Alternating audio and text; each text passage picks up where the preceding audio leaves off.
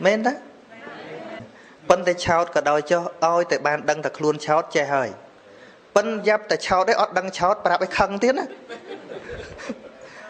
ព្រះសម្មាសម្ពុទ្ធប្រាប់អញ្ចឹងថាបុគ្គលល្ងងដឹងខ្លួនថាល្ងងគឺកំពុងតែខ្លាយបានបណ្ឌិតបានខ្លះហើយ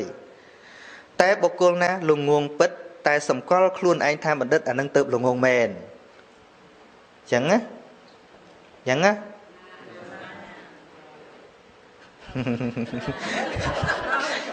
ល្ងងចោះមាននរណាកើតមកចេះទេប៉ុន្តែឲ្យបានដឹងថាខ្លួនឯងល្ងងឲ្យតែបានដឹងថាល្ងងយើងដាក់ចិត្តស្ដាប់គេខ្លះហើយប៉ុន្តែញាតិញោមខ្លះដឹងមិនទេអាត្មាប្រាប់ពីការពិតទៅគាត់ថាណែកុំចេះកណាចេះដាក់បាតតាំងពីលោកឯងមិនតាន់កើតម៉េះណាអញ្ចឹងហើយគាត់មានដឹងថាខ្លួនល្ងងអីយើងអាចប្រាប់គាត់បានទេប្រាប់មិនបានទេប្រាប់មិនបានទេវាធម្មតាទេមានអ្នកធัวនឹងសំបីព្រះសម្មាសម្ពុទ្ធទៅតែត្រាស់ចង់ទៅប្រោះពពួកញាតិសិតតែអត់ថ្វាយអង្គមព្រះអង្គទេ